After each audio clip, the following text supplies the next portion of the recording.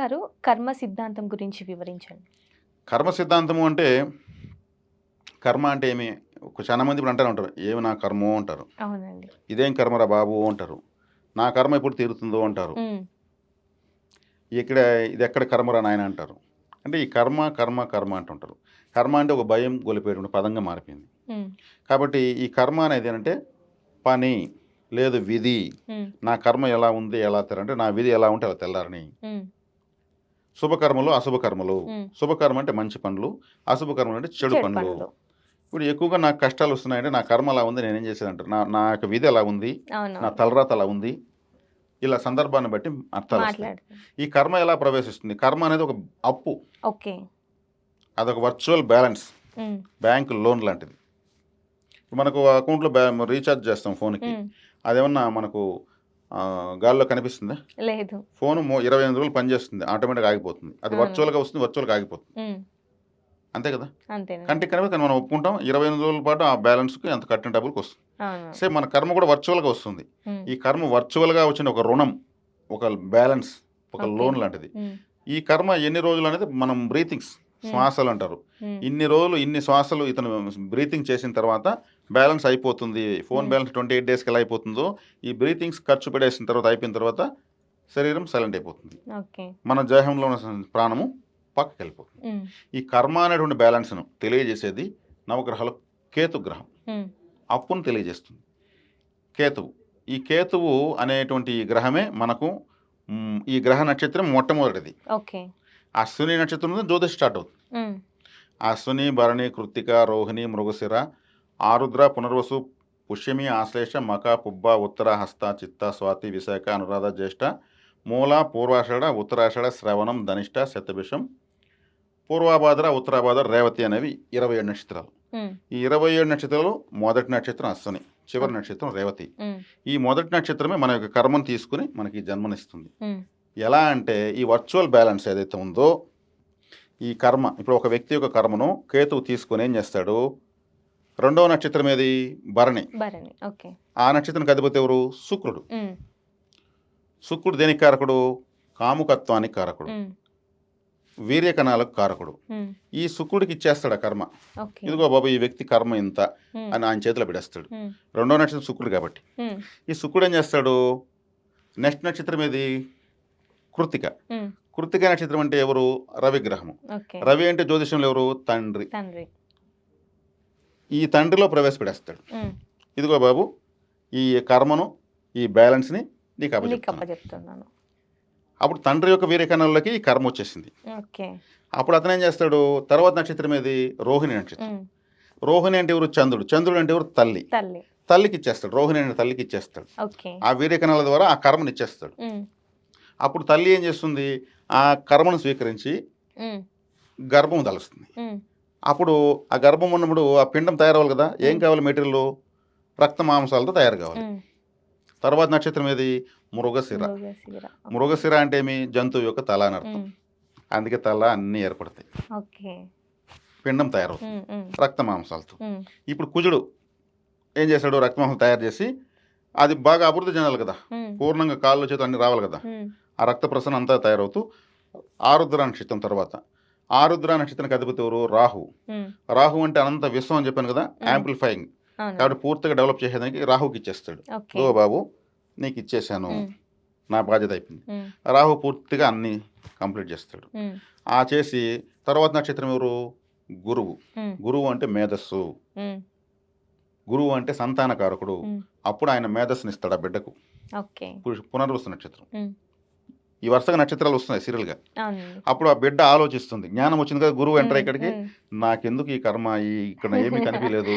ఇది ఎక్కడున్నామో ఏమో తెలియలేదు హ్మ్. అని చింతిస్తుంది. అవును. అది ఉమ్మనీరు తాగేస్తుంది అంటారు కదా బిడ్డ. హ్మ్. అవునవునవును. ఏముంటే అది తాగడము దాహానికి. ఆ హ్మ్. తల్లి తింటే ఆకలి తీరడము, తల్లి బ్రీతింగ్ చేస్తే బ్రీతింగ్ చేయడము. హ్మ్. ఈ సిస్టమ్ లోపల ఉంటుంది. ఓకే. ఇప్పుడేం చేశాడు గురువు? తర్వాత నక్షత్రం పుష్యమి. హ్మ్. పుష్యమి నక్షత్రం అంటే శనేశ్వరుడు. హ్మ్. ఆయుష్ శనేశ్వరుడే.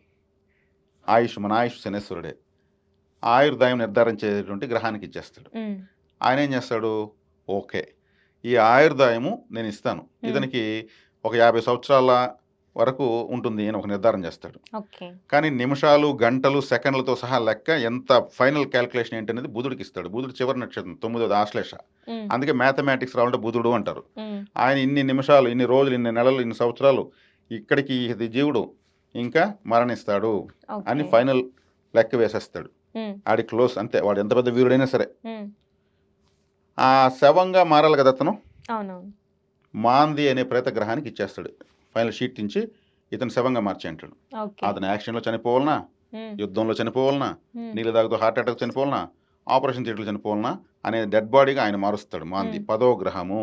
ఓకే. నేను మీతో మాట్లాడేటప్పుడు ఓం నమో మాందీశ్వరాయ నమః అన్నాను చూడండి. అవునవును. ఆ మాందీశ్వరుడే 10వ గ్రహము, ఓకే. ప్రేత గ్రహము. హ్మ్.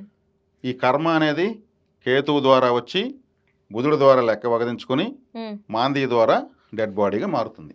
ఓకే. ఇక్కడ ఇది నవగ్రహ స్వరూపం. హ్మ్. ఈ నవగ్రహాల ప్రభావంతో హ్మ్. నవరంధ్రాలతో హ్మ్. నవమాసాలు తల్లి కడుపులో ఉంటాం. ఇదే గ్రహ సిద్ధాంతం. ఇది ఓకే. కర్మ సిద్ధాంతం. హ్మ్. ఇక్కడ మళ్ళీ ఏమైంది, ఆశ్లేష నక్షత్రంతో ఈ నేను చెప్పిన చార్ట్ స్టోరీ కంప్లీట్. హ్మ్. ఇదే మనిషి యొక్క పుట్టుక. ఓకే. ఇది ఆలోచించాలి, అర్థం చేసుకోవాలంటే ఎంతో విజ్ఞత, ఎంతో సభ్యత కావాలి. హ్మ్. ఇక్కడ మనిషి ఎలా వస్తున్నాడు కర్మ బ్యాలెన్సు హ్మ్. అనేటువంటి ఒక స్వరూపాన్ని మనం చెప్పాం. అవునండి. తర్వాత ఆశ్లేష నక్షత్రం తర్వాత నేను 9 నక్షత్రాలు చెప్పాను. 27 ఉన్నాయి కదా నక్షత్రాలు. అవునవును. మళ్ళీ మకా నక్షత్రం స్టార్ట్ అవుతుంది. మకా నక్షత్రం ఓకే. మళ్ళీ కేతుదే. ఓకే.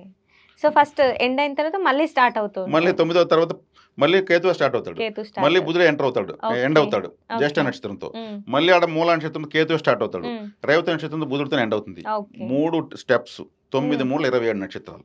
ఓకే. అంటే ఇక్కడ వచ్చేకాడికి మేషం నుంచి అశ్విని నుంచి ఆశ్లేష వరకు నేను క్లోజ్ చేశాను కదా, ఇది హ్మ్. మేష మండలము అంటారు ఓకే. జ్యోతిష్ శాస్త్రంలో. హ్మ్. ఆ మకా నక్షత్రం నుంచి మళ్ళీ స్టార్ట్ అయ్యి బుధుడు నక్షత్రం జ్యేష్ఠత క్లోజ్ అవుతుంది. ఇది సింహ మండలము అంటారు. హ్మ్.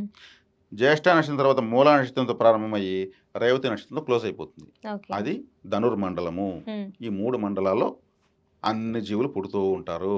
ఇది సైకిల్, ఓకే. జనన మరణ సైకిల్. హ్మ్. ఇప్పుడు మనం పుట్టిన తర్వాత మనం ఏం అనుభవించాము, హ్మ్. ఏం అనుభవించలేదు, హ్మ్. తప్పులేంటి, ఒప్పులేంటి, హ్మ్. మళ్ళీ బ్యాలెన్స్ షీట్ తయారవుతుంది. ఓకే. దాని ప్రకారం మళ్ళీ కేతు తీసుకుంటాడు. నువ్వు ఇంత బ్యాలెన్స్ ఉన్నావు, సో, ఇదిగో నేను మళ్ళీ ఇది తీసుకుని చేసేసి శుక్రుడికి ఇస్తున్నా, శుక్రుడు రవికి ఇస్తాడు, రవి హ్మ్. చంద్రుడికి ఇస్తాడు, చంద్రుడు కుజుడికి ఇస్తాడు, కుజుడు రాహుకి ఇస్తాడు, రాహు గురువుకి ఇస్తాడు, గురువు శనికి ఇస్తాడు, శని బుధుడికి ఇస్తాడు, మాందేశుడు శవంగా మారుస్తాడు. ఇట్లా ఓకే. ఎన్ని సైకిల్స్లో ఎన్ని శవాలు ఇంతకుముందు జన్మలో ఎవరెవరు శవాలు ఎక్కడెక్కడ శ్మశానాల్లో ఉన్నాయో ఫోటోలు పెట్టినారో తెలియదు. ఓకే. అంతే కదా. సో, అందుకే అంటారేమో కర్మ పోయిన జన్మలో ఏం పాపం చేశామో ఈ జన్మలో ఈ కర్మ అనేసి. అందుకు పుణ్యం ఎక్కువ చేయాలి. ఓకే. చేస్తే గొప్ప జన్మలు వస్తాయి. హ్మ్.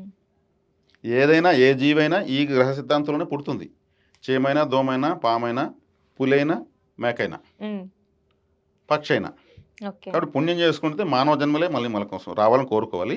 గొప్ప వ్యక్తిగా బతకాలి, గొప్ప వ్యక్తిగా 10 మందికి ఉపయోగపడాలి. శుభ అంటే పుణ్యము అనే బ్యాలెన్స్ ఎక్కువ హ్మ్. సంపాదించుకుంటే, అవును. పాపం అనే బ్యాలెన్స్ ఉంటే వాళ్ళు ఏమి కష్టపడేటువంటి కట్టెలు కష్టపడేది. కొట్టిన వాళ్ళ ఫ్యామిలీలో అవును. పుట్టిస్తారు. అవును. పుణ్యం అనేది పెంచుకుంటే ఒక పుట్టగానే ₹1,00,000 ఖర్చు పెట్టి ₹1,00,000 గోల్డెన్ స్పూన్‌తో పాలు తాగిపించే ఫ్యామిలీలో పుట్టొచ్చు. అవును. బ్యాలెన్స్ ఏదైనా బ్యాలెన్సే. హ్మ్. ఏదైనా మనం అనుభవించాల్సిందే. మనం హ్మ్. ఖర్చు పెట్టాల్సినటువంటిదే. వర్చువల్‌గానే వస్తుంది ఇది. ఓకే. అది ఈ నవగ్రహ స్వరూపాన్ని ఇలా చెప్పడం వల్ల జ్యోతిష్ శాస్త్రమైన నమ్మకాన్ని పెంచడం కోసం, నమ్మకాన్ని పెంచుకోవాలి కూడా. హ్మ్. ఈ వాస్తవ జ్యోతిష సూత్రాన్ని నేను ఇక్కడ తెలియజేశాననమాట. ఓకే. కాబట్టి కర్మ సిద్ధాంతం ఇలా ఎంటర్ అవుతుంది. నా కర్మ, నా కర్మ అంటే నీ జాతకంలో తెలుస్తుంది. హ్మ్. ఏ గ్రహం ఎలా ఉంది, ఎన్ని డిగ్రీల్లో ఉంది, ఏ గ్రహం రాహు నక్షత్రంలో ఉంది, కేతు నక్షత్రంలో ఉంది, రాహుకేతుల మధ్యలో బంధించబడ్డాయా, హ్మ్. లేదు షష్టగ్రహ కూటమి 6 గ్రహాలు కలిసిపోతాయి ఒక్కోసారి. అప్పుడంతా యూట్యూబ్లో షష్టగ్రహ కూటమి, భూకంపాలు వస్తాయి, అగ్నిపర్వతాలు వస్తాయి అంటుంటారు. సప్తగ్రహ కూటమి, పంచగ్రహ కూటమి అంటారు. ఎక్కువ గ్రహాలు రివర్స్లో తిరుగుతాయి. హ్మ్. కర్మ సిద్ధాంతం ఎవరెవరు ఎప్పుడు ఎలా ఉన్నప్పుడు పుట్టాలో అలా పుడుతూనే ఉంటారు. ఓకే. ఇది ఎవరు ఆపలేరు. సో, ఎవరో చేసింది కాదు. మనకు మనం చేసుకున్నదే జరుగుతుంది. ఇప్పుడు మనకు అవకాశం ఉంది, ఇంత హ్మ్. నాలెడ్జ్ మనకు ఉంది. కాబట్టి ఏం చేయాలి, ఐడియల్ లైఫ్ ఉండాలి. సో, వచ్చే జన్మలోనైనా మంచి లైఫ్ ఉండాలి అంటే, ఈ జన్మలో కొంచెం పుణ్యాలు ఎక్కువ చేసుకుంటే బెటర్. ఐడియల్ లైఫ్ అంటే ఏమి, మనం ఏ సందర్భానికి ఎలా ఉండాలో అలా ఉండడమే ఐడియల్ లైఫ్. హ్మ్. ఈరోజు క్రమశిక్షణ కూడా పనికిరాదు. క్రమశిక్షణగా అంటే క్రమంగా శిక్షించుకోవడం అనేవి అయిపోయింది ఇప్పుడు.